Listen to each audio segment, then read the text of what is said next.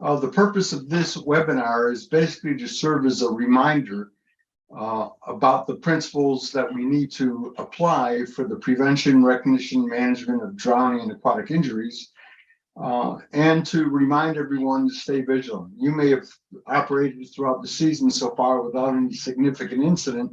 That doesn't mean that it's not going to happen tomorrow. It's also a good time to start planning for next summer season as well. So we've got a lot to do within this webinar, and we've got some very graphic videos that you're going to see, as well as some comedic videos, basically just to change the pace. Again, if you have any questions, just pose them in the chat room to Todd, and we'll address them at the end. Again, my name is Gerry Dworkin. I'm an aquatic safety and water rescue consultant for Lifesaving Resources. I've authored 40 plus articles and several instructional guidebooks, as well as CPR for infants and children. I've conducted training throughout the US as well as internationally. I've been an EMT and a firefighter since the dawn before time, and I'm currently with the Kennebunkport Fire and Rescue Department. I regularly consult as an expert in drowning and aquatic injury cases, with over 500 cases to date, and I currently have a caseload of 60 plus cases. You're going to see some videos of a number of those cases during the webinar. I've been a past board of directors member for the National Drowning Prevention Alliance, the Westchester County, New York EMS Council, and the American Red Cross in Southern New Hampshire. I was an employee for the American Red Cross for 16 years, including in New York, Eastern area operations covering New York, New Jersey, and Pennsylvania, Greater Houston area chapter, as well as national headquarters in Washington, D.C. I've been a subject matter expert for a number of television stations, as you see there. And lastly, I'm an instructor trainer for water rescue, surf and swiftwater and ice rescue for Lifesaving Resources. Our website at lifesaving.com is a very extensive website, thanks to Todd. I would encourage you to look at the resources section in the upper right corner as we add articles on a regular basis. And there's also a number of opportunities for training and so forth that we'll talk about. Our office is located in Kennebunkport, Maine. We're in the Cape Porpoise section, which is the Lobster Harbor section of the city. And we're not encouraging anybody to come because we've got way too many tourists the way it is. Again, I need to warn you that there's going to be some very graphic content that you're going to see, intermingled with some comedic content, but here's a classic example. What you're about to see is the body cam footage of a police officer responding to a public pool, indoor pool. There were 4 lifeguards present at the time. There were only 2 lifeguards on the deck. There were 4 zones of surveillance responsibility, but only 2 of those zones were being covered. And the police officer is told that CPR is in progress.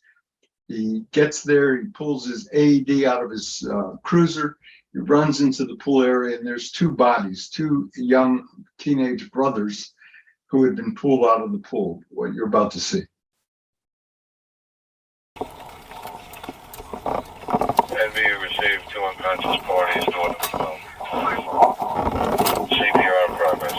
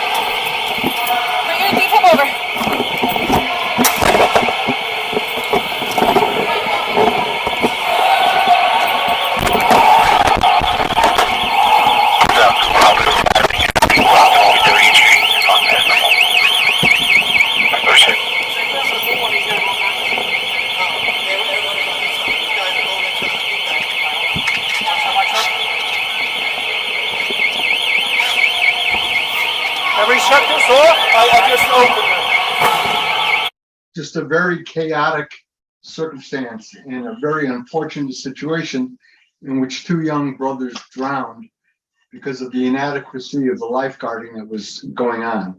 And one of the reasons why we conduct these webinars is for you, public safety and rescue personnel, police, fire, EMS, for lifeguards, for aquatic facility owners and managers and so forth, to appreciate the consequences when we breach the standard of care that we're going to be talking about.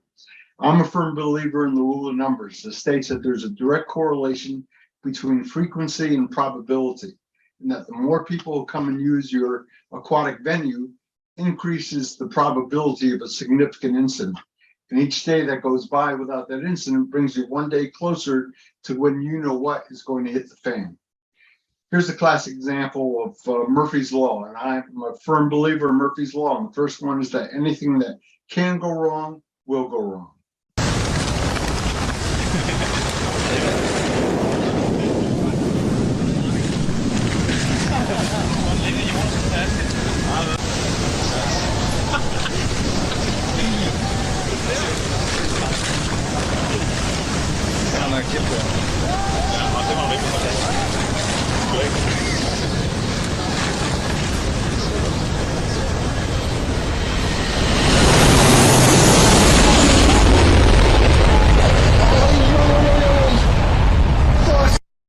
The second Murphy's Law is that when it does so at the least opportune time.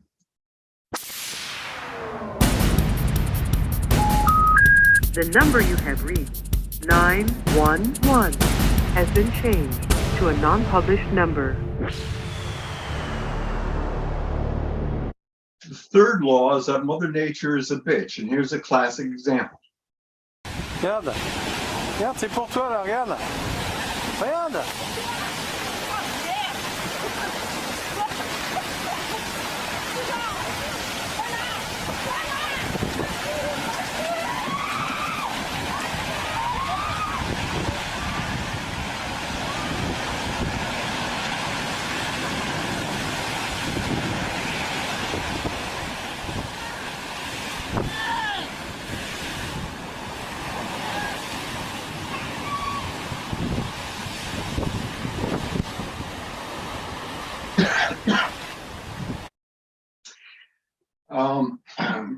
As a first responder, we know that basically job security is when you combine Mother Nature and stupidity.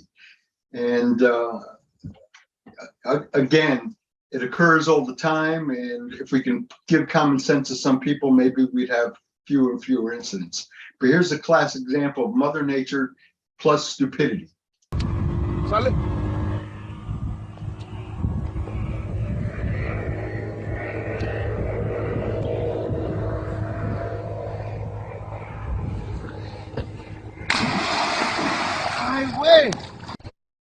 So we're going to be talking about a variety of principles today. One being PRN, Prevention, Recognition, Management. Your job as a lifeguard, as a public safety and rescue professional, as an aquatic venue owner, operator, whatever, is to develop the strategies that are necessary to prevent the incident from occurring in the first place. We need to be positioned in such a way that we can recognize the incident at its onset as well as the potential, and we need to be able to rapidly and effectively respond to and manage the incident. We're going to be talking about layers of protection, that the more layers we have, the safer our patrons are going to be. We're going to be talking about the RID factors, that when a drowning occurs at a guarded facility, it's typically due to the fact that the lifeguard failed to recognize the incident because he was not properly trained or vigilant or strategically positioned, or that lifeguard was engaged in some activity that intruded upon his ability to provide public safety surveillance, or he or she was engaged in some activity that distracted their level of attention from what they should be doing. We're going to be talking about the responsibilities of the authority having jurisdiction, the person in charge of that aquatic venue. We're going to be talking about HRD factors, hazard, risk, and danger, and that when you have a physical hazard in combination with an activity that places someone at heightened risk, that constitutes danger.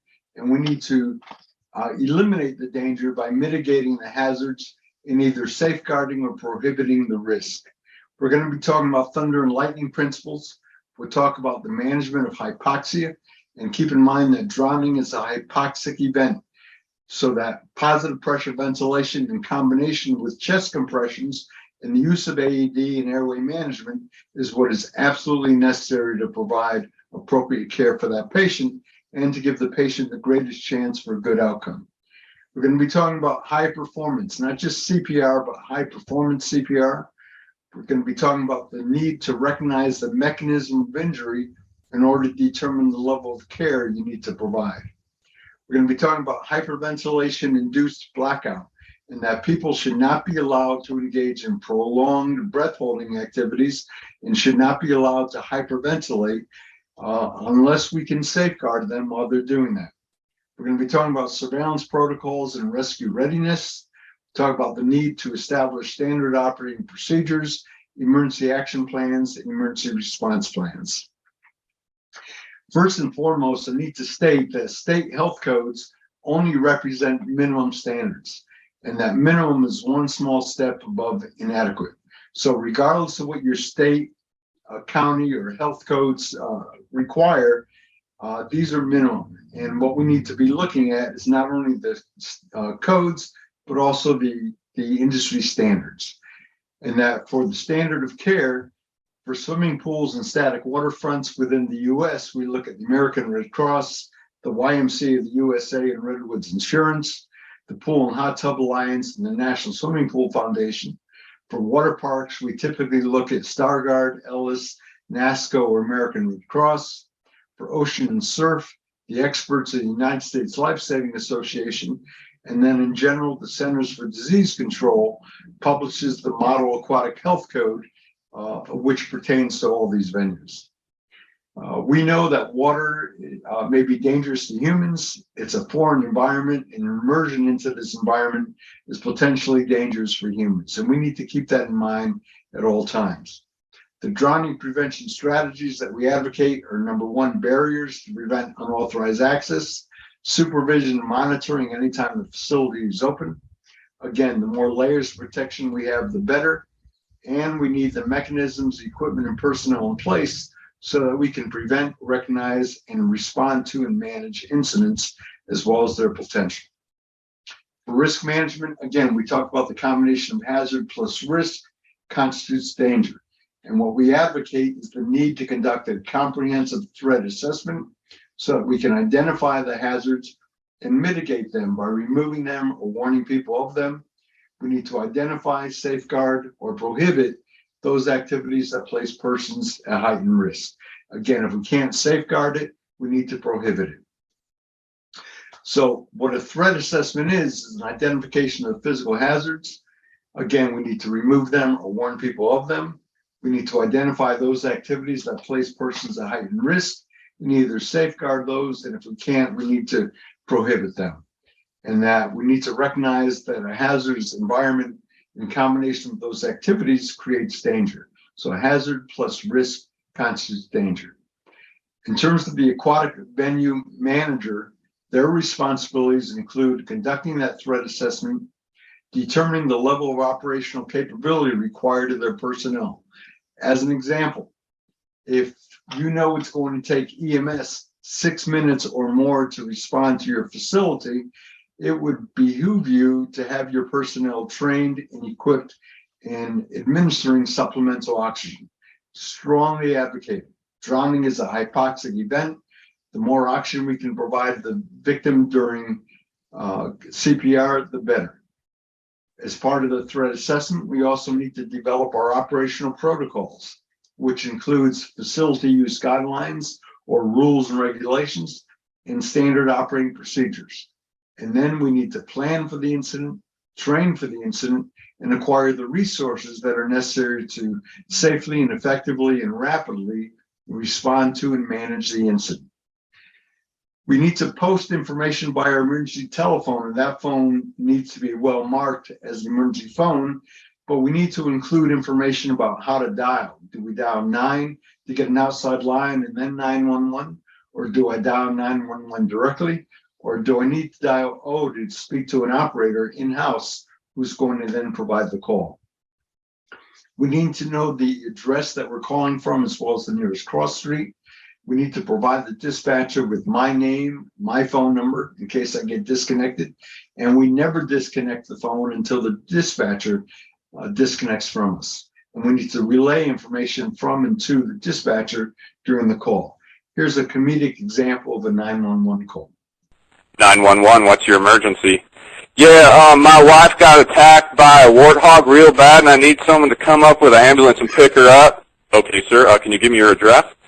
Yeah, we're at 1825 Eucalyptus Drive. Okay, could you spell that for me, sir? I'm going to drag her on over to Oak Street, and you can pick her up there. Just an example. Let's talk about legal liability. If there's an incident, chances are there's going to be a lawsuit. That lawsuit's going to be based on the fact that you, as an aquatic facility manager, operator, lifeguard, whatever, have a duty. And if you breach that duty, there's going to be a lawsuit. If lifeguards need to be strategically positioned in elevated lifeguard stands, if they're not in the stands or not strategically positioned, the plaintiff can claim abandonment. And in order to prove negligence, number one, there needs to be a duty. Number two, we need to show that they breached that duty. Number three, that there was a loss, whether it be an injury or death. And if we can show a direct correlation between the breaching of the duty and the injury and the death, that constitutes negligence. So as I mentioned, I've already had 500 plus cases. I currently have 60 plus cases going on. Each one of those, there was a duty, they breached that duty, there was an injury or death, and then we show the direct correlation. So let's talk about the mechanisms and physiology of drowning. This is the definition of drowning. And the outcomes are either classified as death, morbidity, which means there's some neurological damage, or no morbidity. But these are the only outcomes associated with the drowning. We don't have near drownings, we don't have false drownings, we don't have secondary drownings. It's a drowning that results in death, morbidity, or no morbidity. A water crisis, we either have a distressed swimmer or a drowning victim. And it's a good idea before we deploy that we determine, is this a distressed swimmer or is this a drowning victim? The reason being that a distressed swimmer can assist in their own rescue. I can throw something or extend something to that victim, and they have the ability to reach out and grab it and assist in their own rescue. A drowning victim cannot.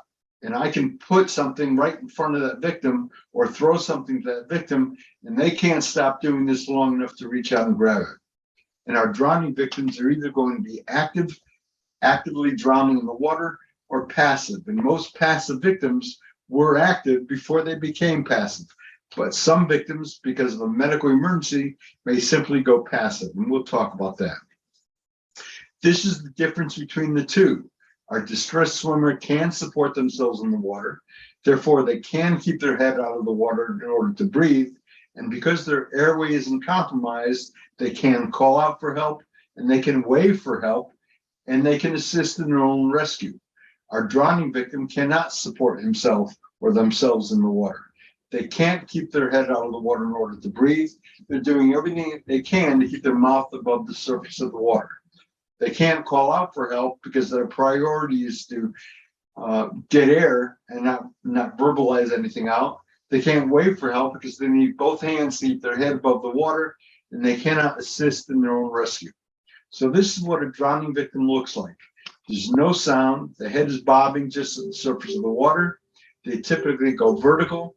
Their arms and legs look like they're climbing a ladder, and that struggle typically lasts for 20 to 60 seconds. So the instinctive drowning response basically shows that the victim's head goes back, the victim goes vertical as a result, the arms are extended out to the side, they don't call for help, they don't wave for help, they appear to be playing in the water to the untrained observer, and that struggle typically only lasts for 20 to 60 seconds. Here's what a drowning looks like.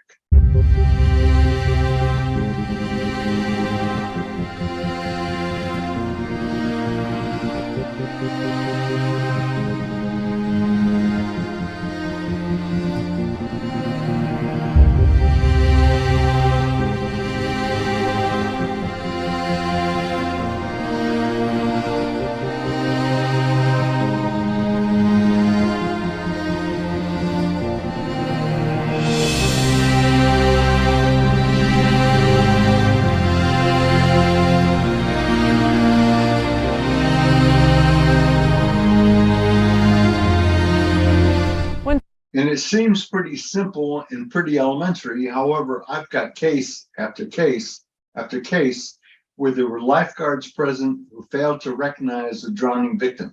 The victim may be floating motionless at the surface or below the surface of the water. They may be struggling, yet the lifeguards failed to recognize any of this. The drowning sequence, again, typically starts with a struggle that lasts for 20 to 60 seconds. During that struggle, they're going to aspirate water into their airway and ingest water into their stomach. And as a result of aspirating water into their airway, they experience what we refer to as a laryngeal spasm. And that's a reflex spasm of the airway that prevents water from going into the lungs, but also prevents air from going into the lungs. So as a result, the victim becomes hypoxic, lack of oxygen getting to the brain, and as a result, they become unconscious.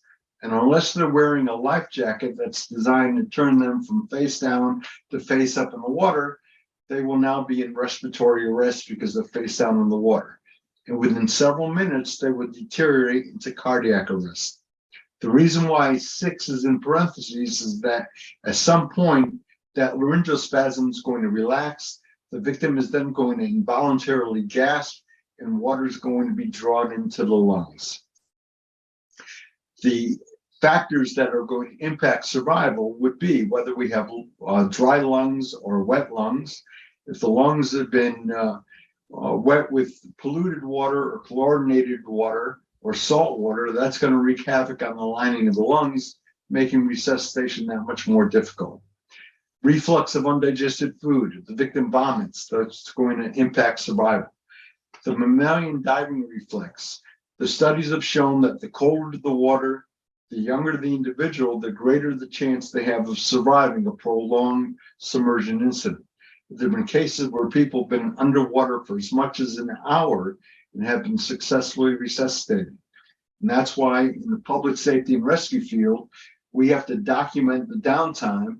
And typically, if we know the victim's been underwater for an hour or less, we'll treat that as a rescue scenario.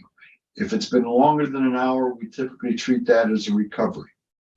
Hypoxic blackout induced by hyperventilation. Again, we're going to talk about that. Other factors would be a medical emergency, whether it be a stroke or a heart attack or an arrhythmia. And one of those arrhythmias is the long QT syndrome, which occurs when people engage in physical activity. That's why we had a football player who went into cardiac arrest on the field. That's why we had a basketball player last week who went into cardiac arrest on the court and so forth. That's all due to an arrhythmia, and it can occur in the water just as well. Dorsal reflex, that results when somebody ends up in the cold water suddenly and they gasp. And that's why when it's might be 90 degrees here this weekend, but the water temperature here in Maine is 62 degrees. If somebody jumps off the boat into cold water, they're going to experience a gasp reflex.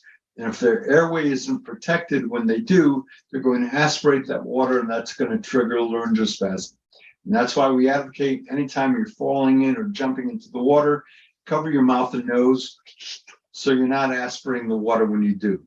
And lastly, salt water versus fresh water.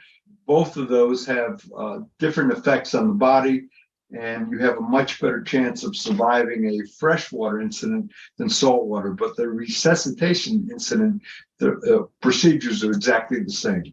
So let's talk about resuscitation. The drowning process doesn't stop until the oxygen is restored to the brain. And I can't stress that enough. We bring a victim out of the water who's been in the water for 3 minutes. Unless we can provide effective CPR, high performance CPR, that victim is still deteriorating on the deck. And even if we are providing high performance CPR, that's only 1/3 effective of normal circulation. So our victim is still dying on the deck. And basically, we need to get oxygen to the victim. We need to do chest compressions. We need to defibrillate the patient. We need to maintain the airways quickly as we can. Lifeguards should readily have available to them a pocket mask, a personal resuscitation mask. But we need to get a BVM, a bag valve mask, resuscitated to the victim for use as soon as possible. If I'm providing mouth-to-mouth or mouth-to-mask rescue breathing, I'm taking in 21% oxygen from the air. I'm only delivering 16%. If I can use a BVM, I'm now taking in 21%. I'm delivering 21%. And if I can take my BVM and hook it up to an oxygen tank, now I'm delivering 100% oxygen to that patient, which is absolutely critical to his survival. So we need to be sure that our personnel are appropriately equipped and trained in the use of this equipment. One of those pieces is a manual handheld suction device. Victims that vomit during the administration of CPR, and you need to be aware of that and prepared to deal with it. That manual suction device is one such tool that you can use to help you manage the patient's airway. Suction is an effective way to maintain a patent airway by clearing the airway of vomit or mucus. Begin by measuring the depth of tube insertion using the corner of the mouth to the ear. Sweep the mouth using a figure-8 motion for up to 15 seconds. And that's all there is to it. It doesn't take rocket science.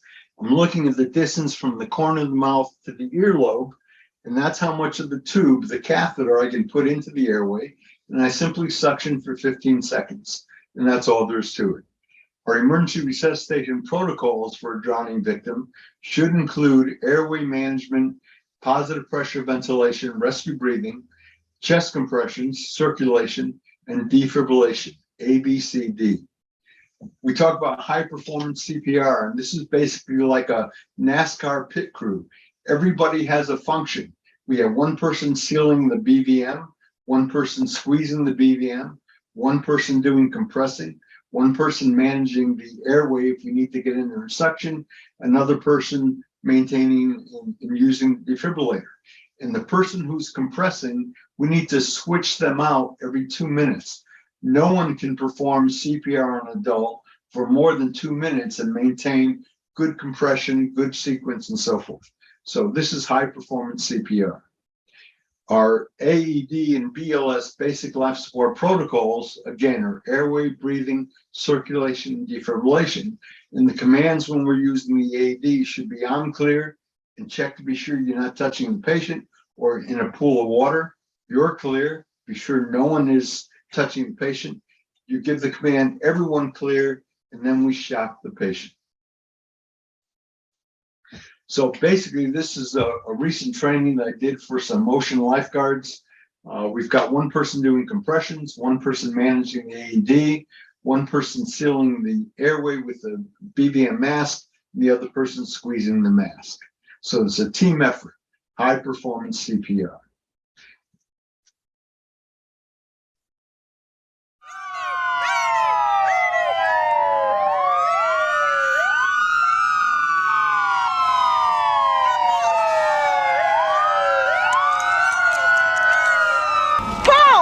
Bernie, help us! Help us! Help! Bernie! Come on, baby, breathe! Bernie! He's not breathing! Hi, that only works in movies, ma'am. Let us take care of it. He's not breathing, sir! The airway's clear, but there's no pulse and he's not breathing. Start CPR. Ma'am, we have EMS on the way. Can you help him? Can you help him, sir? Of course we can. We're firefighters. Hit it!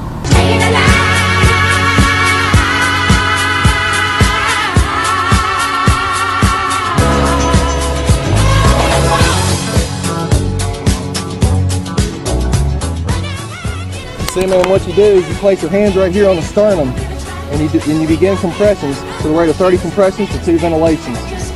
To the tune of staying alive. Yes, ma'am. That's the correct rate of compressions. Who knew? I told you we'd throw in some comedic videos, but I just need to stress that the drowning process doesn't stop until oxygen is restored to the brain. So even though I have the victim out of the water, the victim's already been down for 3 minutes. That's 3 minutes we lost. For every minute CPR is withheld, the chance for a good outcome diminishes by 10%. So the victim's been underwater for 3 minutes. I already lost a 30% chance of a good outcome. I bring the victim on shore. If I don't have positive pressure ventilation, airway management, chest compressions, and the AED immediately available, and minutes are going by, again, for every minute I'm losing a 10% chance of a good outcome. So again, we need to be sure that before EMS personnel arrive on the scene, we're providing all the patient care that we need to. And once EMS arrives on the scene, we need to continue doing CPR until they relieve us. And by relieve us, I mean somebody else takes over chest compressions, somebody else takes over airway management. I can tell you that as an EMS person, when I arrive on the scene, if somebody's doing good CPR, I'm going to have them continue doing that while I'm opening up my bag of tricks and getting all my equipment ready. So let's talk about drowning incidents. Here's a classic example of a very unfortunate incident that occurred at a YMCA. You can see there's an abandoned lifeguard stand. This facility is a very beautiful facility. They had two pools, an instructional pool on one end and the recreational pool here. They had one lifeguard supervising both pools. Absolutely ridiculous. You also had glare coming in from the windows, and as a result of that, the lifeguard had a very difficult time looking in the deep end of the pool. There's also no lifeline, and basically you've got a depth line there where the depth of the water drops. The lifeline should be installed 1 to 2 feet on the shallow side of that depth line. So we have an improper positioning of the lifeguard. We have inadequate staffing. And we also found that when I did a site inspection, the phone was right behind that lifeguard stand. There were no people in the pool, but this ambient sound within the pool was so loud that I couldn't hear the 911 dispatcher when I tested the phone. What you're about to see is a 62-year-old man who is in the water walking. And once he crosses over that depth line, the painted line on the bottom, and can't touch anymore, he gets into trouble, as you're about to see. I'm just going to fast forward this a little bit.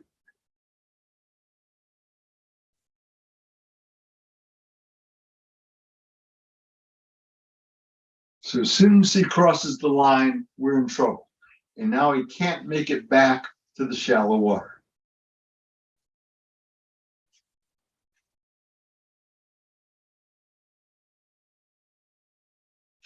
And there's all kinds of people walking around the pool and instruction going on in the pool. It took a 9-year-old girl to recognize the problem and alert her father, who then alerted the lifeguard.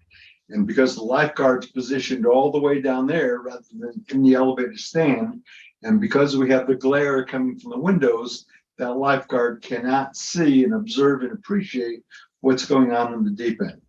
We talk about the fact that a victim struggles for 20 to 60 seconds at the surface of the water. This victim is continuing struggling. We're 56 seconds into the incident, but he cannot make it back to the surface.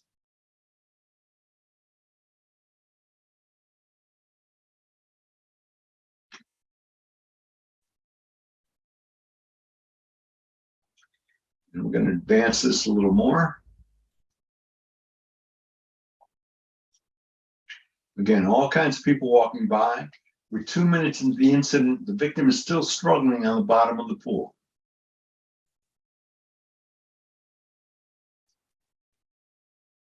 And here's our 9-year-old girl who sees the man on the bottom of the pool, realizes that doesn't look right. She then calls her father over to come and investigate.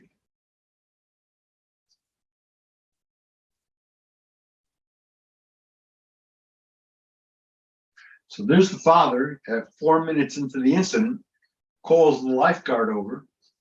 She comes up to investigate.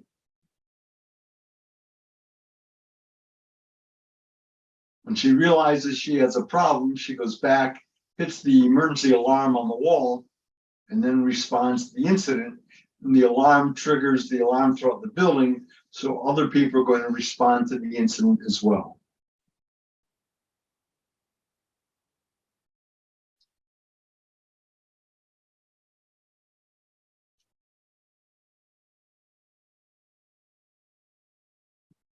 So our lifeguard entered the water 4 minutes and 45 seconds into the incident, but this victim is still dying.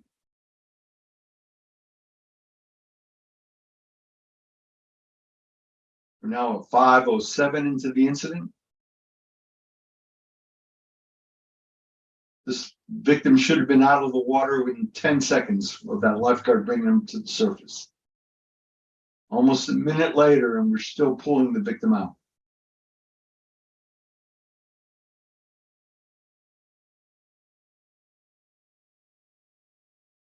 That backboard should have been used for rapid extrication just to slide him out.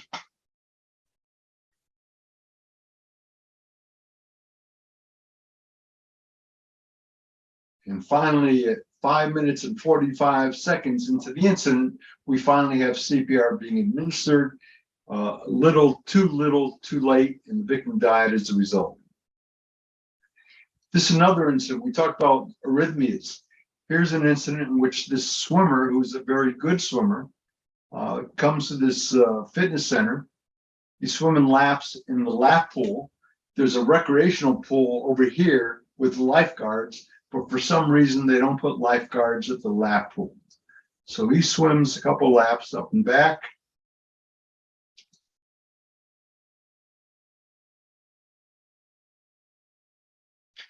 And then he experiences some kind of medical emergency that no one on the deck, especially because there were no lifeguards, recognized. And he's able to recover himself.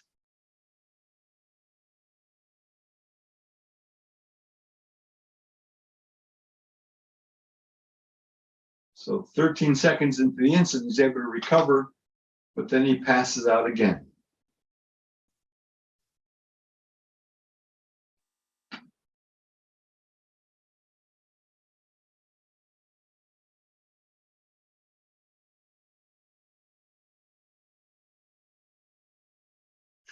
So he's obviously experiencing some type of medical emergency, most probably some type of arrhythmia going on with his heart. And he recovers one more time before he passes out and can no longer do that. So we're at 2 minutes and 37 seconds into this incident, people walking by and nobody noticed that there's a problem. And I'm just going to fast forward this. You can see all kinds of people walking by. We're 11 minutes into the incident. And finally, at 16 minutes into the incident, another swimmer recognizes the problem.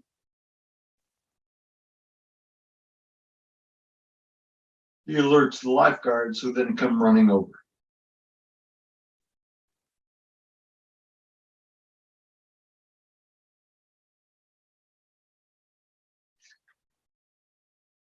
Again, too little, too late.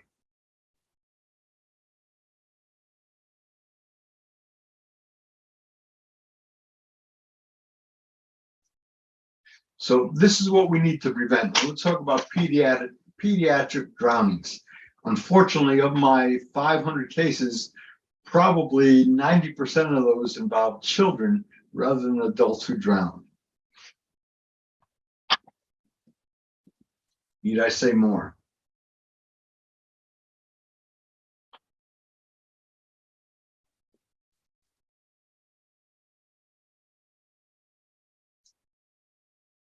And typically, when the child is discovered missing, he's gone less than 5 minutes before he's discovered in the pool. And that's why we need to have the layers of protection in order to prevent unauthorized access. Gates need to be self-closing, self-latching. They need to accommodate a locking mechanism. And the gate should also open outward away from the pool rather than inward towards the pool. But we need to encourage parents that they need to be supervising their own children. They know the child's skill level better than the lifeguards. The lifeguards are looking at a zone, they're not looking at specific children. And it's up to that parent to supervise the child. It's up to the lifeguards to be sure that no child is not being supervised in the water. If you see a child who's unaccompanied, we need to intervene and get mom and dad to be with that child. What you're about to see is a drowning incident in which a couple children gain access into the pool because the gate was left open. The child is going to walk down the steps into shallow water, but for that child, that shallow water is deep water. And what typically happens is the drowning victim can turn back towards safety. You can see the child step down and turn around towards safety. But as he struggles, he ends up going deeper and deeper into the water.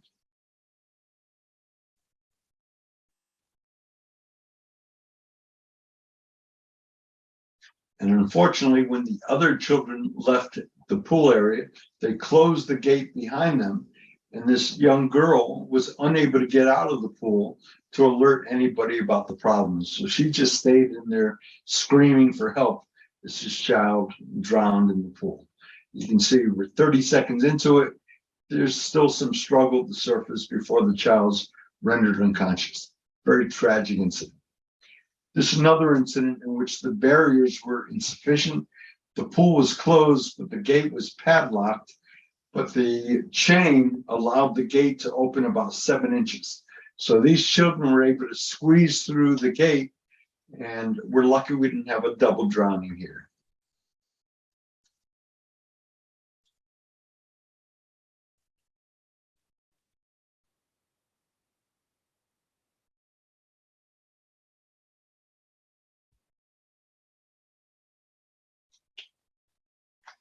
Again, he's in shallow water. He's probably in about 4 feet of water, which is deep water for this child.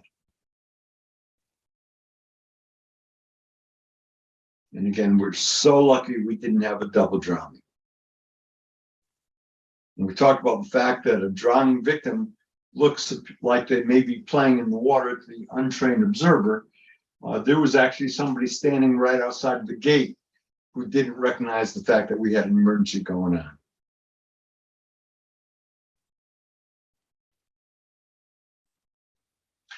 And finally, there was a resident in the complex who was standing on his balcony who saw the child floating motionless on the bottom of the pool, at which point he responded just before EMS arrived.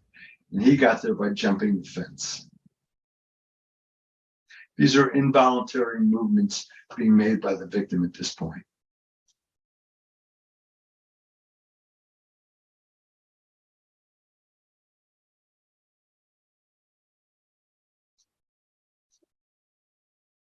Again, very lucky this didn't become a double drowning. So let's talk about lifeguard operations. Maybe we need to let natural selection work. But what we advocate is to swim near a lifeguard.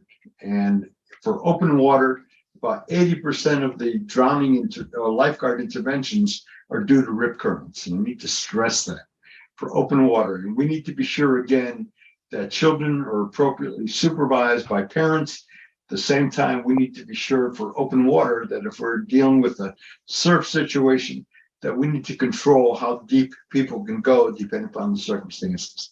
But what the USLA advocates is swim near a lifeguard, learn to swim, never swim alone, don't dive headfirst into the water, and obey warning signs and flags.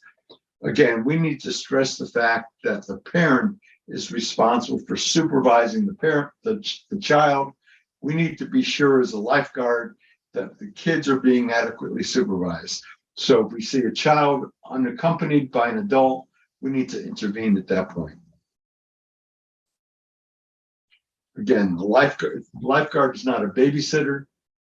We need to advocate for parents to get off their phones, watch the kids, and if it's a weaker non-swimmer, the parent should be within arm's reach, touch supervision.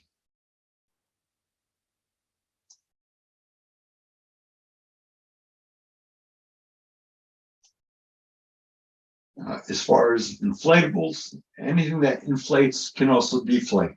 If you need to put buoyancy on a child, it should be a U.S. Coast Guard approved life jacket. And that's just not for boating. It can be used for open water areas, it can be used for swimming pools. It's being used for water parks. Weak and non-swimmers should be in a U.S. Coast Guard approved PFD, personal flotation device. Be aware that in European countries, dogs are being used as lifeguards to supplement the human lifeguards. They can get out there faster. They can support the victim until the lifeguard can get out there and so forth. So, and even in Scarborough, Maine, which is right down the street from where we're located, they're using a dog on the beach for rescue as well. Just some basic principles. Don't drink and swim, don't drink and boat, don't drink and drive. According to the USLA, the 3 components of a water rescue includes recognizing and responding to the incident, contact and control the patient, and then signal and save. And we're going to look at everything around these 3 elements. So the position on patron surveillance by the USLA is that lifeguards assigned to supervise an aquatic area shall not be subject to duties that distract or intrude their attention from proper observation of persons in the water. Specifically, lifeguards assigned to water surveillance shall not be assigned to any duties other than public safety. And this holds true whether they're Red Cross, whether they're Ellis, whether they're YMCA, whether they're Star Guard, whatever the case may be. Whatever lifeguard system we're using at a venue, lifeguards assigned to water surveillance should never be assigned to any duties other than public safety. So surveillance is critical. And according to the Red Cross, according to USLA and so forth, you can't save what you can't see. So surveillance is absolutely critical. And we need to be sure that our lifeguards are strategically positioned and capable of recognizing a problem and responding to it. We being Lifesaving Resources, advocates a 30-second rule in combination with the 10-20 rule. That means that I have 30 seconds by which to scan my zone twice. And within that 30 seconds, I need to adhere to the 10-20 rule. I have 10 seconds by which to recognize a problem and 20 seconds by which to get to the victim. The YMCA of the USA advocates the 10 by 10 reaction rule. You have 10 seconds to recognize a problem and 10 seconds by which to intervene. And then the Centers for Disease Control advocates the 20-second rule, in which the lifeguard must be able to get to the furthest point within his zone within 20 seconds. I get asked all the time, how many lifeguards do we need for this facility? And I tell them, whatever you need to adhere to the 30-second in combination with the 10-20 rule. Can I cover my zone twice within 30 seconds? Can I recognize a problem within 10 seconds within my zone? Can I get to the furthest point within my zone and intervene within 20 seconds? So again, we can't respond to an incident unless we can see the incident. And therefore, lifeguards need to be vigilant. They need to be rescue ready. They need to be able to adhere to an appropriate surveillance protocol. So I talked earlier about prevention, recognition, management. How do we prevent an incident? We have qualified, not just certified lifeguards. We need to do our threat assessment so we can mitigate our hazards and risks. We need to strategically position lifeguard personnel to be sure that they're vigilant and rescue ready, who are adhering to appropriate surveillance protocols. We need to be sure we've got the appropriate rescue and safety equipment. I've got case after case after case in which the lifeguards did not have an AED or did not have their BVM, or were not sitting in a elevated stand and so forth. We need to have emergency action plans that need to be rehearsed on a regular basis, as well as the emergency response plans. The EAP is a general plan. The emergency response plan, we need to have a plan for every conceivable emergency, whether it be a shooting, whether it be a trauma, whether it be a submersion, whether it be a missing person or missing bather and so forth. And lifeguards need to be provided with standard operating procedures. If you don't have an SOP for your facility, it's time you started developing one. So we talked about prevention. In terms of recognition, the lifeguards need to be strategically positioned. They need to be adhering to an appropriate surveillance protocol. And we need to have an appropriate zone of surveillance responsibility that lifeguard is responsible for. And that zone needs to be charted. It needs to be validated to be sure that the lifeguard can, in fact, intervene within 20 seconds. And we need to have continual assessment to be sure that our lifeguards are adhering to the appropriate surveillance protocols. So we talked about prevention and recognition. Now we need to talk about management. So we need to have emergency notifications that when the incident occurs, Before I deploy and leave my lifeguard stand, I need to communicate to every other lifeguard that I'm off the stand and going in for a rescue. We advocate for whistle signals, one short blast to get the attention of another lifeguard, two short blasts to get the attention of a patron. Beep, beep, you, stop, you, come here. And three short blasts, meaning I'm about to evacuate my stand to effect a rescue. And if I need to clear the water, we're talking about one or several continuous long blasts. We need to have radio protocols and telephone protocols. We need to be able to immediately evacuate the stand and enter the water. Again, remove the victim. We need to establish incident command, and we need to be sure that we're providing immediate and effective high-performance CPR. Here's a case where that is not the circumstance that happened. This is also a YMCA pool. You can see that there's a lifeguard stand on both sides of the pool, but the lifeguard on this side of the pool is situated adjacent to that stand. Lifeguards, according to the, here's our victim about to enter the water. He dives and he doesn't come up. Lifeguards need to have an unobstructed view of everything and everyone within their zone of surveillance responsibility.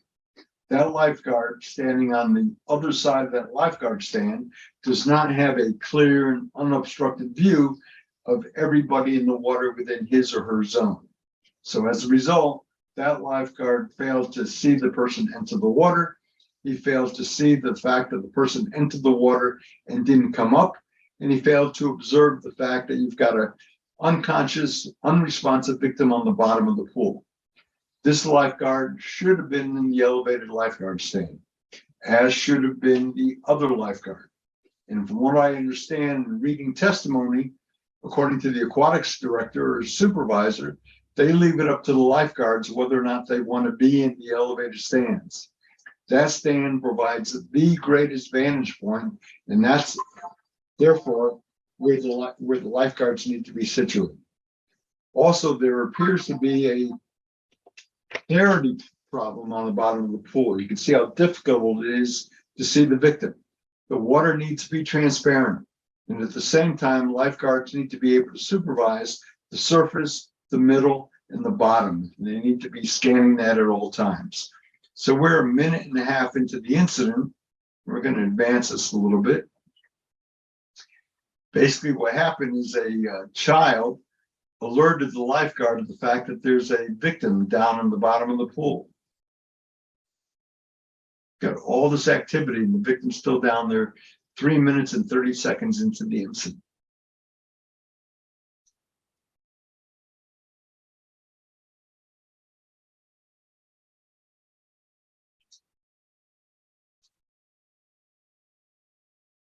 Five and a half minutes into the incident.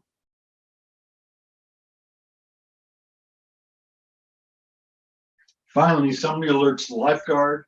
There's our other lifeguard on the bottom of the screen, walking over nonchalantly.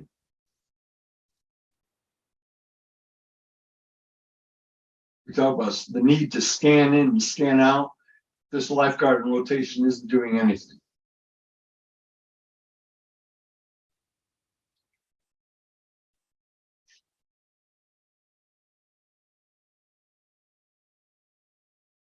So we're almost 8 minutes into the incident before the lifeguard recognizes the problem and brings the victim up. That second lifeguard just ran to the wall to hit the emergency button. And you can see it's going to take a good minute to get the victim out of the water before they even start CPR. We talk about the fact that for every minute CPR is withheld, the chance for a good outcome is diminished by 10%. So we are 8.5 minutes into the incident right now. We've already lost an 80% chance of saving this victim. CPR started. There's no airway management yet. We're just doing compressions. Still no ventilations. We've got another compressor.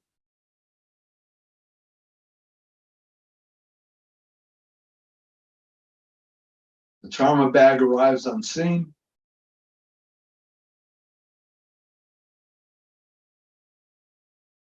and we still don't even have a breath in there at 9 minutes. So just a very tragic situation.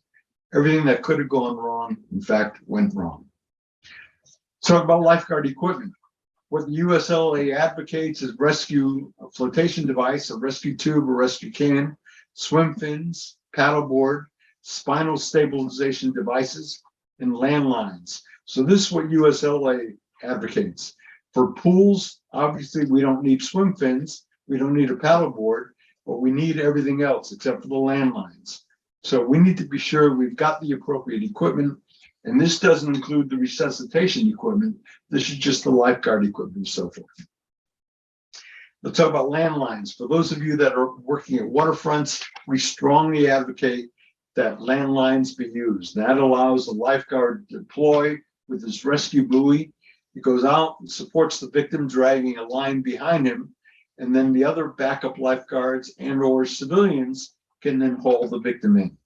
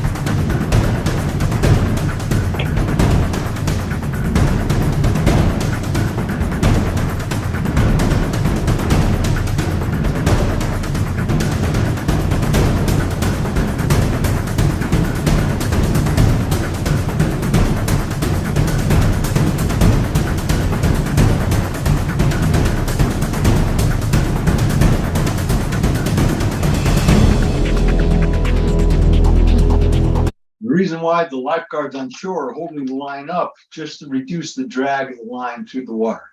And then once the lifeguard has control of the victim, the people on shore can again bring the victim in. Let's talk about emergency action plans. What we need to address in those emergency action plans would be our whistle communications, our method by which we call 911, how we're going to go out and meet the first responders and guide them into the facility. It needs to include how we establish and take incident command of the incident itself. It needs to address body substance isolation protocols, and it needs to address the chain of command notification. This is the emergency action plan for the aquatic venue. This is not an emergency response plan. We need to have an emergency response plan for every conceivable emergency: thunder and lightning storms, medical emergency, including trauma, drowning, sudden cardiac arrest, heart attack, two different things. Missing bather versus missing person. I've had case after case where the last place the child was seen was in the water. That's a missing bather, but they treat it as a missing person. They're looking in the locker room, they're looking in the parking lot, they're looking at the snack bar, and so forth. We need to make a distinction between missing bather and missing person. Suspected spinal injury, hazardous materials, active shooter, and so forth. So we need to have an emergency response plan for every one of these. This would be my emergency response plan for a submersion incident. And what we advocate is that we rescue, extricate, and position the victim on the backboard, and once we get them out, we provide positive pressure ventilation and management of hypoxia, which means we're providing positive pressure ventilation using a personal resuscitation mask, followed by a BVM, followed by oxygen that we can hook up the BVM to. We provide high performance chest compressions and CPR. We need to maintain the airway, and we do so using oral pharyngeal and or nasopharyngeal airways and the manual suction device that we talked about. And we need to be sure that our AED protocols, we get the victim high and dry, away from the water, we wipe and shave the chest, and then we follow the I'm clear, you're clear, everyone's clear, and then we shock the patient, if the patient has a shockable rhythm. We talk about incident command. The person in charge of that incident should have hands off and needs to be supervising to be sure everybody is doing what needs to be done and that person needs to be documenting everything. So we're looking at accountability and safety of all lifeguard personnel. We're looking at crowd control. It's also surveillance. If there's anybody left in the water, we need to be sure they're protected or we get them out of the water. We need to be looking at our equipment and resources. Are they being used appropriately? And our personnel resources. We need to document the incident and provide patient care and document everything. We need to communicate that information with the incoming first responders, and then we transfer patient care to the first responders. So this is all the responsibility of the incident commander, the person in charge prior to the arrival of first responders on the scene. In order to provide effective surveillance, whether it's an indoor pool or outdoor pool, we have an indoor pool with glare, we need to be considering polarized sunglasses. But for outdoor pools and beaches, lifeguards should be required to have polarized sunglasses. And if they aren't required to have their own, then we should be providing that for the lifeguards. So polarized sunglasses in order to reduce the glare. In order for lifeguards to provide effective vigilant supervision, they need to be, again, in shade, they need to have polarized sunglasses, and they need to be rotated on a regular basis so that we don't have any lacks and anyone falling asleep in the stand, basically. So we need to be sure that lifeguards are going to scan in and scan out at the same time, that the lifeguards are strategically positioned and they're rotated on a regular basis.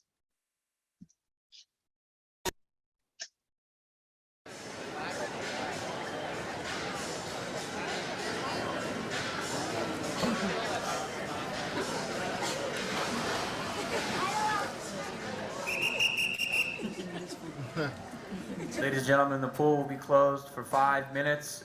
Exit the pool. Everyone out. I have a small bathroom break I have to do.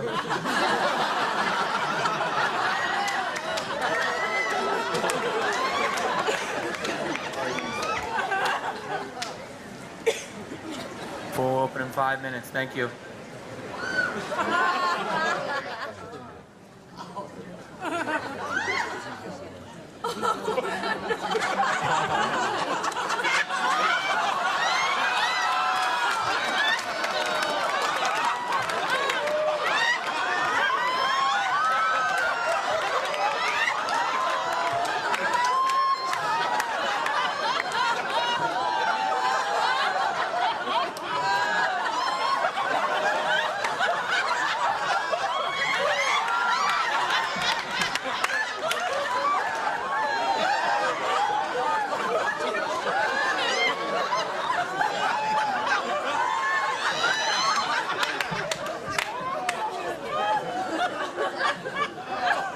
Ladies and gentlemen, the pool is now open.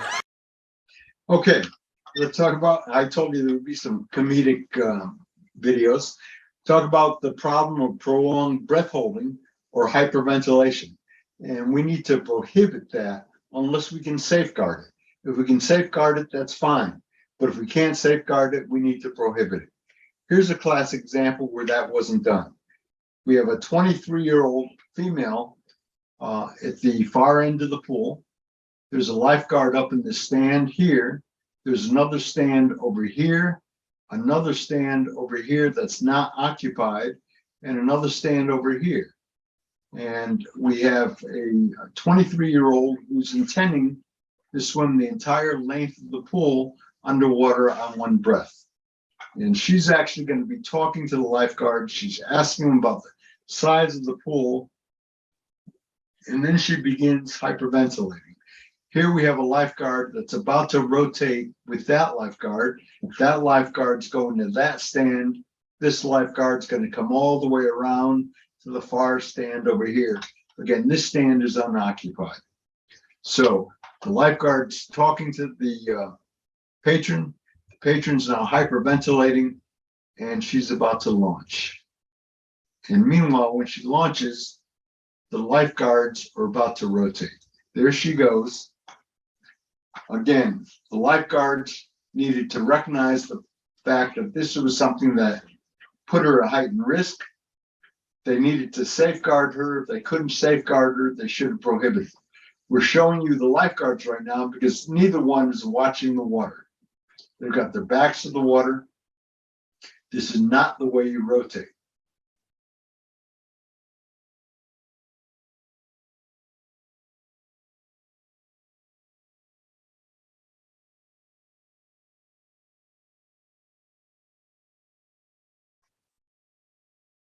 She's almost there.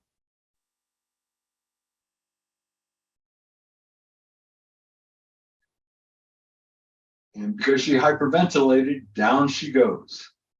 When you hyperventilate, what people think they're doing is increasing their oxygen consumption. What they're actually doing is blowing off carbon dioxide. It's the buildup of carbon dioxide in your brain that tells you you need to breathe. So if you hyperventilate and you blow off all the carbon dioxide, you no longer have that trigger telling you need to breathe. So here we have a woman who hyperventilated, she became hypoxic, and she blacked out. Now what happens, we are 34 seconds into it. At some point, this lifeguard in the stand observes a shadow on the bottom of the pool. Instead of alerting any of the other lifeguards, he gets off his stand, he walks all the way around the pool and then realizes he's got a problem. And we're just going to advance this a little bit. Here's our lifeguard who just rotated from the far chair to the stand of already all the way across the pool.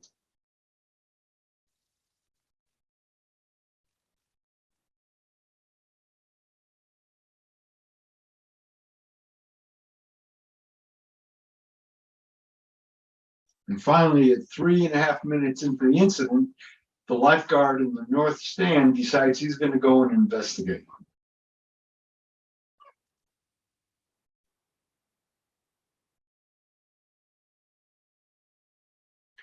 Taking a sweet time doing it as well. You can see he's not scanning as he's walking.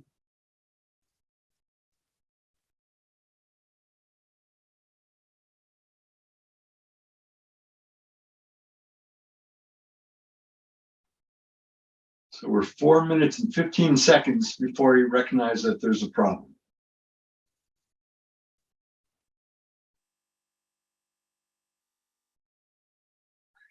Never blows his whistle. Lifeguards aren't aware that there's an issue yet. This lifeguard saw it. He went running. I don't know where he's going. But that lifeguard was never involved in the resuscitation effort at all. This lifeguard who's pulling her out is the only one out of the 4 lifeguards at this facility who performed CPR. Pulls out his pocket mask. Be aware that pocket mask just got wet. If that mask has a paper filter and the paper filter gets wet, you're going to have to blow twice as hard to get the air through it. If your mask has a paper filter, that mask should be inside a plastic bag so it doesn't get wet. We have 2 citizens that came over to assist at 5 minutes and 15 seconds into the incident.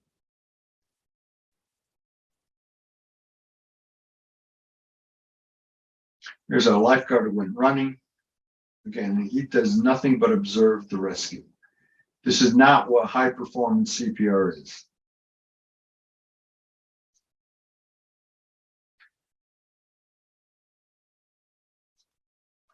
We're 6 minutes into the incident, still no BVM, still no good airway management, no oxygen.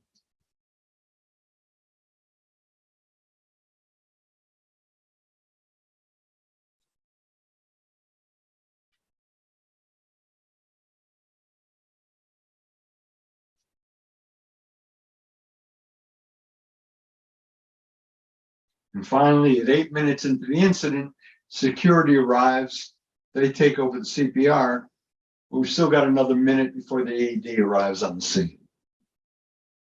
Much better compressions, still no ventilations, no BVM, no oxygen. And finally, 9 minutes into the incident, the AED finally arrives. Again, for every minute good CPR is withheld, A, B, C, D, the chance for a good outcome diminishes by at least 10%. Talk about open water areas, rip currents.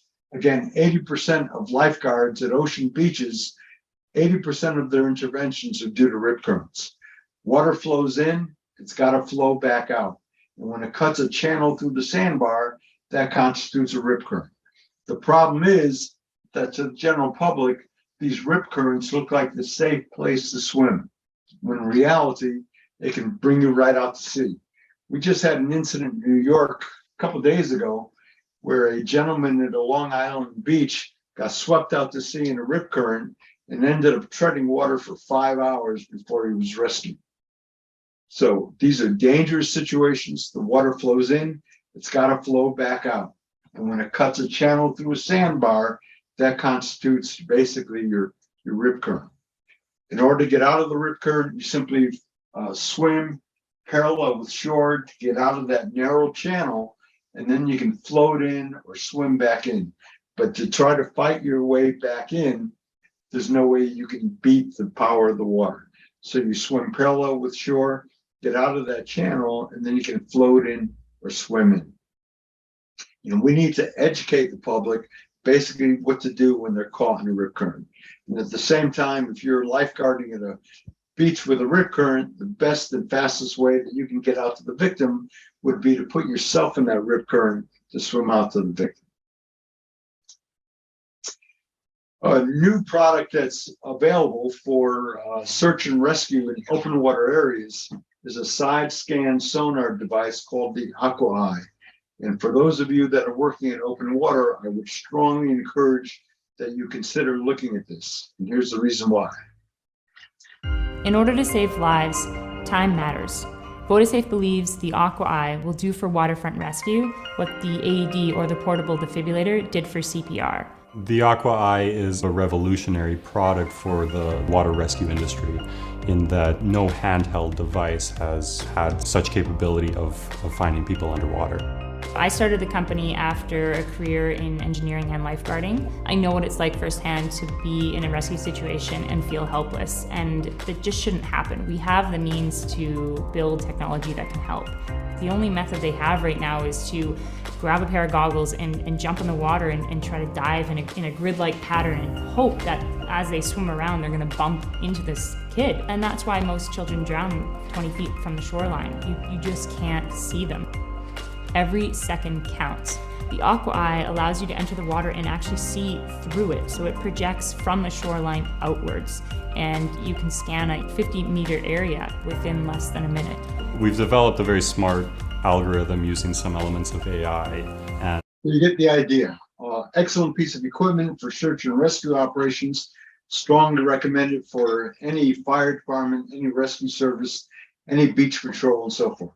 We'll talk about PFDs. And again, I need to stress, it's not just for boating. We recommend PFDs for all weak swimmers and non-swimmers at pools, beaches, boats, or whatever. Life jackets need to be worn.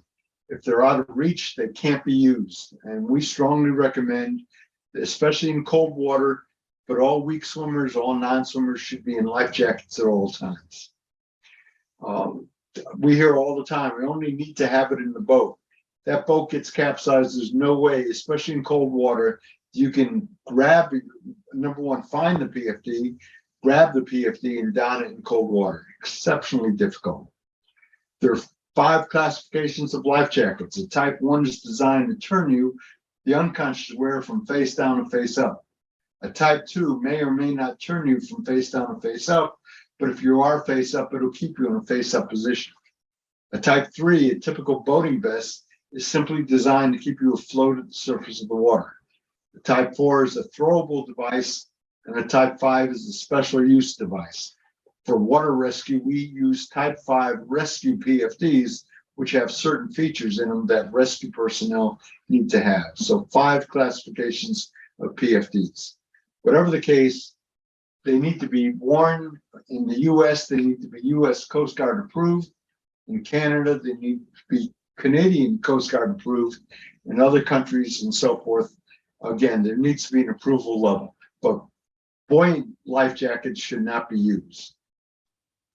And we advocate that, again, anybody that needs a life jacket should be wearing them while they're boating, while they're at the beach, while they're in the pools, whatever.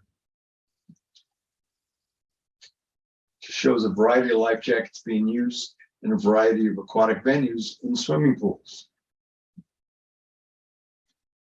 The body of a 20-year-old woman recovered from a Lake Michigan crash site. This morning's boat accident took place just outside the busy area of the lakefront known as the Playpen. WGN's Julian Cruz is live on the lakefront with details on that. Julian.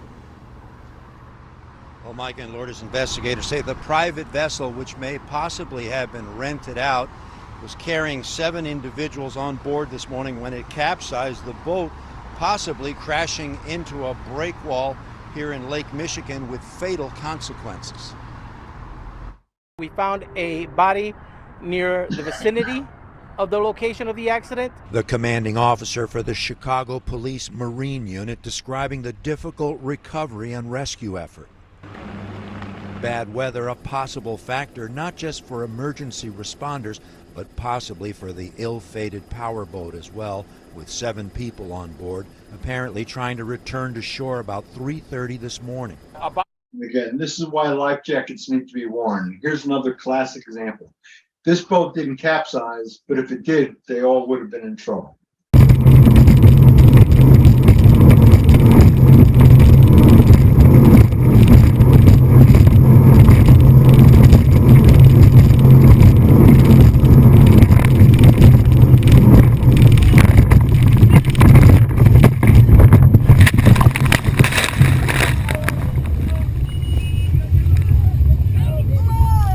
Operator was severely injured. You had other people that were injured on the boat. If this boat capsized, we really would have been in trouble, or if anybody got thrown out of that boat. Let's talk about lightning safety. Lightning is attracted to water, and it's attracted to tall objects. So anytime you have a thunder or lightning storm, you need to clear everybody off the beach, everybody out of the pool. They need to get into shelter. They can't be under awnings. They can't be under trees. They need to go inside a building or inside a vehicle to get shelter. Again, lightning is attracted to water. We see the first sign of lightning or sounding of thunder, we need to clear everybody from that aquatic venue. And what we advocate is that when thunder roars, go indoors. At 11 o'clock, I'm Sade Better-Noir. And I'm David Navarro in for Bill. And that lightning strike happened in Ocean County. Eyewitness News reporter Josh Einiger spoke with someone who was there in South Seaside Park and felt it happen. This evening, twilight enveloped a usually peaceful stretch of sand, where earlier calamity struck with a single, sudden bolt. I guess the guy upstairs will have an answer, but nobody will ever find out that answer. No one will ever know why lightning struck on the beach here in South Seaside Park, as families enjoyed the end of a late summer afternoon with only a faint rumble of thunder in the distance and not a single sign of the danger that approached. It was still nice out, so it was just like it came out of nowhere. We're having a beer, and next thing you know, there was like a bomb struck you. It just shot across our heads. I got knocked off my chair and on the ground. The lifeguard screamed, "Run!"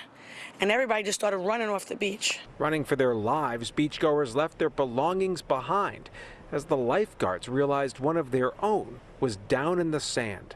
And the lifeguard was surrounded. About 8 police cars came down the street. They surrounded the boy, and they were doing the best they could. But it wasn't enough. By the time they made it to the hospital, there was nothing for doctors to do. It's terrible. It's terrible. It's just a horrible thing to witness. It was pretty devastating. And it's just a tragedy second to none. In fact, 3 other lifeguards and 4 beachgoers also sustained injuries after this single lightning bolt, but fortunately none of those injuries was serious. Meanwhile, Berkeley Township has now closed its ocean beaches through Thursday as lifeguards undergo grief counseling. And I know several other cases in which lifeguards have been killed. And that's why, again, we advocate the first sounding of thunder or the first sighting of lightning, we need to clear everyone off the beach, out of the pool area, and get them into shelter inside a building. Don't let them take showers. They shouldn't be on a landline, telephone, and so forth, but they need to be in a building or inside their vehicles. And we don't allow anyone to return until 15 to 30 minutes after the last sounding of thunder or sighting of lightning, and only if the sky is no longer dark and threatening. So again, when thunder roars, go indoors. And that's advocated by NOAA. Let's talk about spinal injury management.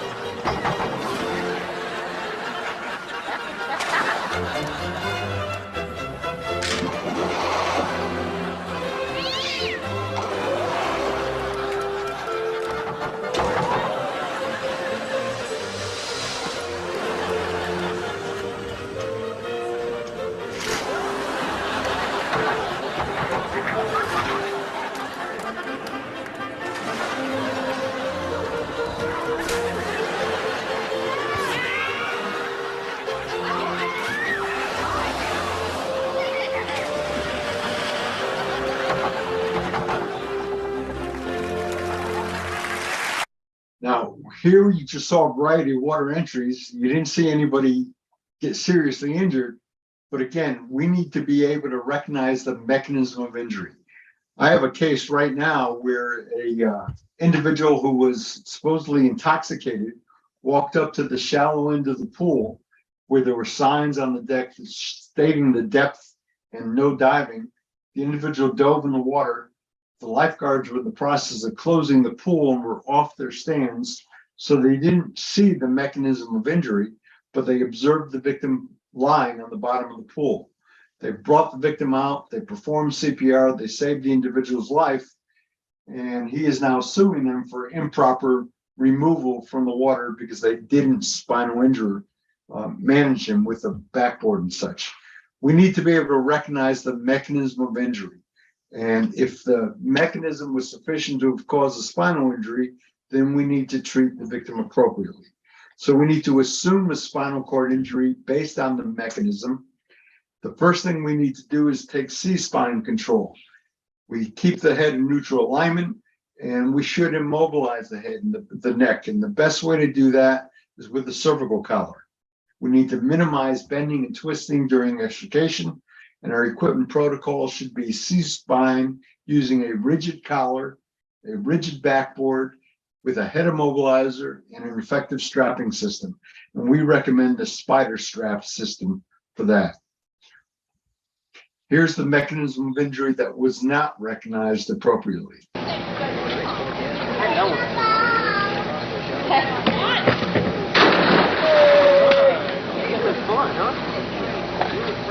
Yeah, huh? Yeah, huh?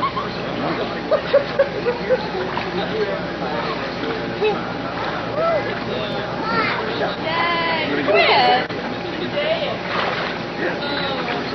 Are you drowning? Yes. Don't hurry up and come up. He's taking for air water.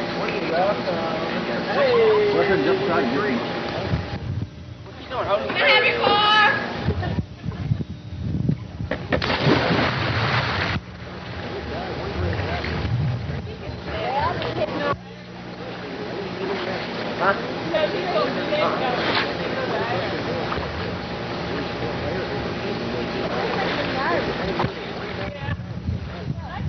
No.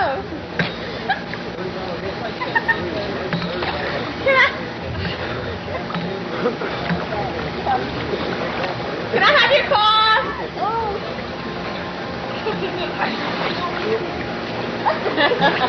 He's faking. You're Jimmy. You're scaring everybody. Yo hand. Who's getting you, Grandpa? I don't know. I don't know. Oh, shit. No! David! My daddy, help! Oh! Call ambulance! Call ambulance! Oh my God! Give me. Oh my God!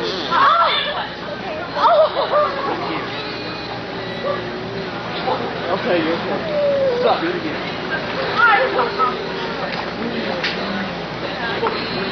So first he broke his neck, then he's in the process of drowning. Then they aggravate the injury by playing water polo, using him as the water polo ball. Then they extricate him and crack his head open. Now they're doing rescue breathing. They call 911, EMS arrives on the scene, and they don't recognize the mechanism of injury. No one explained it to them. We talk about the need for incident command. No one told them what the findings were. They picked him up by the shoulders and the feet, lifted onto a soft stretcher, and wheeled him off to the hospital. In terms of management of aquatic spinal injuries, we need to recognize the mechanism of injury. We need to use whatever we can to stabilize the neck. And the best thing is manual C-spine control, followed by a rigid cervical collar. It doesn't take rocket science to design or figure out how to use that. What you also see, there's a rigid backboard, a head immobilizer, and a spider strap system, which we recommend. ABCD, we manage the airway, breathing, circulation. If the victim's in cardiac arrest, we need to rapidly extricate the victim and don't bother immobilizing. Just get him out of the water, but try to reduce the bending and the twisting. But the C-spine, the C-collar, is the most important piece of equipment you can have. Why the American Red Cross is no longer teaching the cervical collar is absolutely beyond me. It's the most important piece of equipment we have for EMS use to stabilize a compromised neck. And here's a classic example. Again, it's not difficult. Okay, so here we have a couple of the most common collars you'll find out in the field. We'll talk about this Laerdal version first.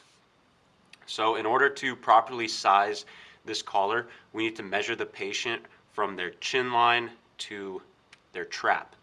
So once we get the measurement, that's usually taken in finger lengths.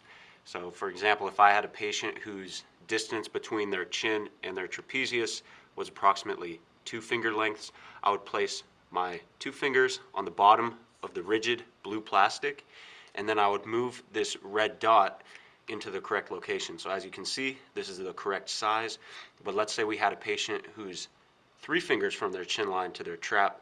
We need to move this. So in order to do that, you have these 2 locking tabs that you need to push in from the opposite side. So we'll push those in. 1, 2. Flip it back over. Now we can adjust the length of the collar freely. So there's 4 settings. There's a tall setting. There's a regular setting. Oops. There's a regular setting, a short, and a no neck setting. So whatever the measurement is, make sure that the appropriate size is applied prior to the application of the collar. The idea is to use the tallest collar that doesn't hyperextend the spine. Here you see lifeguards involved in a standing takedown maneuver. They've got one person doing C-spine control, manual stabilization from the rear, as the lifeguard in the front is applying this collar, appropriately sized and applied. If you figure out what size you need, and you go to apply it, and you see it's too short or too tall, you simply back it out, readjust the size, and reapply. You're not doing any damage to the victim whatsoever. This is the most important piece of equipment we can use for spinal injury management. And here, again, once the collar's on, they're simply placing the victim against the board, and then they're taking the victim down. They've got the head stabilizing the sides of the head. The cervical collar prevents flexion and extension. The head immobilizer prevents lateral movement and anterior movement. The 2 of them, head immobilizer and cervical collar, needs to be used in combination. Now the victim's taken down where they can now fully immobilize the patient. Okay, real quick, just talk about escape from submerged vehicles. Everyone drives to work. We encourage everyone, turn around, don't drown. See a flooded house. You're running late, and your path is blocked by water crossing the road. It doesn't look that deep, so you decide to drive through it. Bad decision. And it may be your last.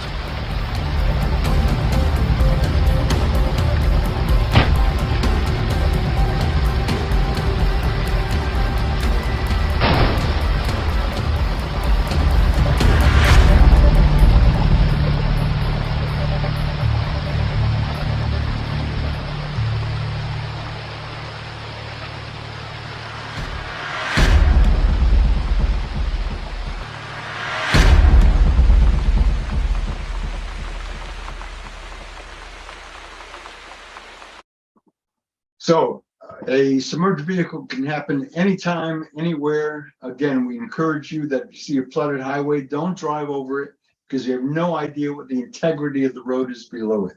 So turn around and don't drown. And what we advocate is that if you end up in the water, don't panic, don't waste your time on the cell phone. Take your seatbelts off, disengage them. If you can't get them off, cut them off. Open the window or break the window if you can't. Open the window. Children need to be removed and get out. Be aware that in new cars, most of the new cars today, the side windows are no longer made of tempered glass, but rather they're made of laminated glass, just like the front windshield. So you cannot break it open. So you've got to open those windows before the battery fails. So seatbelts off, windows open, children removed, and get out of the vehicle. Okay, let's summarize the principles that we talked about. First and foremost, the other day was Lifeguard Appreciation Day, and I just want to applaud everyone that's working as a lifeguard. You're there to save lives, and hopefully you can make a difference. So thank you to everyone that's working as a lifeguard. Basic principles, we advocate that you train like your life depends on it, because it does, and not only your life, but the lives of the people that you're there to protect. Don't just train until you get it right, train until you can't get it wrong. And prepare for the worst, but hope for the best. So these are the basic principles we talked about. We talked about these standard of care principles. Prevention, recognition, management, that's your responsibility. We talked about frequency versus probability and Murphy's laws. We talked about risk management and hazard, risk, and danger. We talked about facility use guidelines that we need to establish them, enforce them, and we need to realize there are consequences if we don't. We talked about the responsibilities of a venue operator and the threat assessment. We talked about RID factors. We talked about EAPs and ERPs. We talked about hyperventilation problems and prolonged breath holding. We talked about emergency procedures during thunder and lightning storms. We talked about high performance CPR, emergency resuscitation protocols, and mechanism of injury and spinal injury management. I need to stress again that the facility manager, your job is to conduct that threat assessment. Your job is to determine the operational capability required of your personnel, develop the operational protocols, which are rules and regulations for the patrons, and SOPs, standard operating procedures for your staff. And then we need to plan for, train for, and acquire the resources that are necessary to respond to and manage the incident. What you're about to see is a resuscitation effort of a pediatric child, a young child.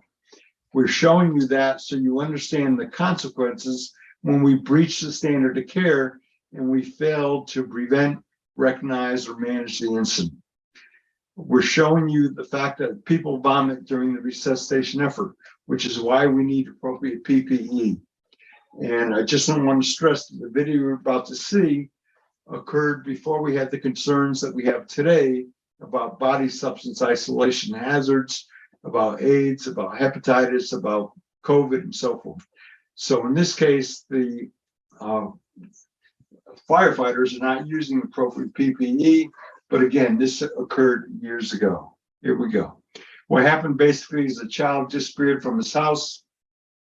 Mom searched in the closets, under the bed, and so forth. She couldn't find the child. She calls 911. Police officer arrives on the scene. He's searching in the closets, under the bed, and so forth. Gets to the back door and finds a slime-covered, filthy swimming pool. He calls dispatch and asks for more additional personnel.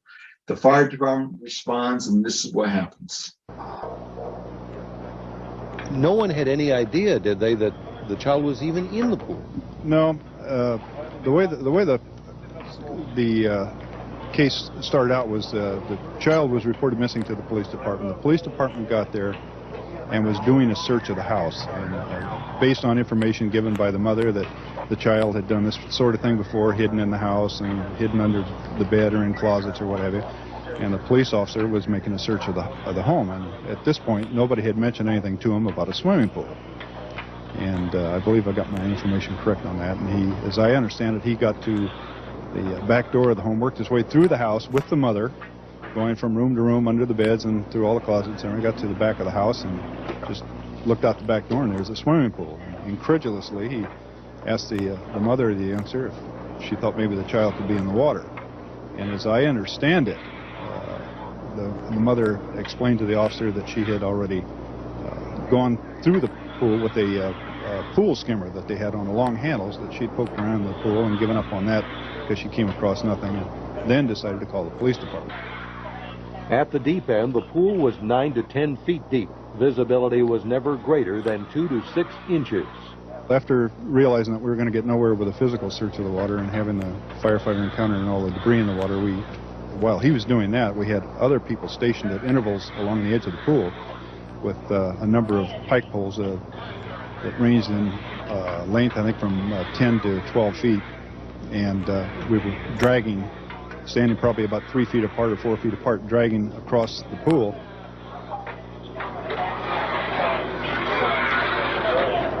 Oh, shit.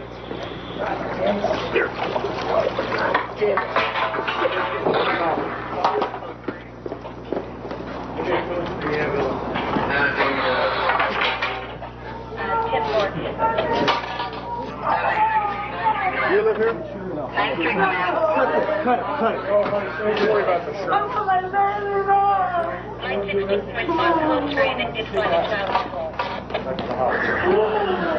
Get some scissors. What? Scissors. That's not my bag. Get that oxygen go. It's 7-8 South Line. Scissors. South Line to and 16.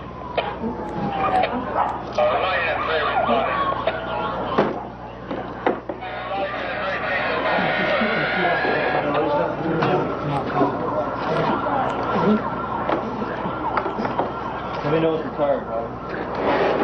Come on. Get the suction going. Come on.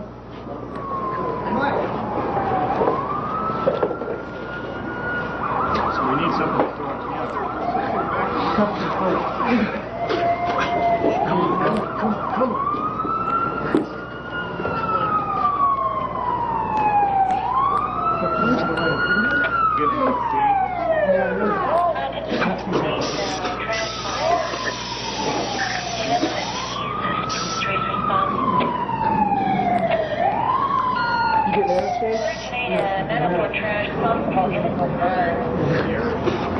You get that session going? No, get that thing working, Gerry. Come on.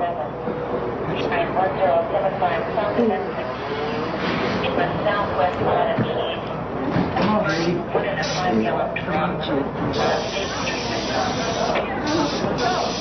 Get that session going, BM?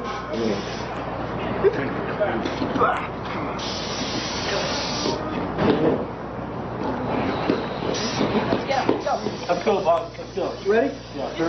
At 1409 hours, 40 minutes after police get the first call, 16 minutes after firefighters get the call, and possibly up to an hour after Herbert Lopez has been missing, the ambulance has arrived. And this child survived that incident, but very severely neurologically impaired as a result. And this is why, again, it's absolutely critical that we prevent this incident from occurring in the first place. We're in a position where we can recognize the incident at its onset, as well as its potential, and that we're in a position because we're equipped and trained to rapidly and effectively respond to and manage the incident. I just want to point out that we have our International Water Rescue Instructor Academy, September 14th through 17th in Portland, Maine. Tuition includes all the meals and lodging and so forth, and 4 days of intensive training. And that training occurs in the swimming pool, in a lake, in a river, and the ocean over the 4-day period. And if you're in a position where you can train fire department and EMS and law enforcement personnel and water rescue, I would strongly encourage you to participate in our upcoming academy.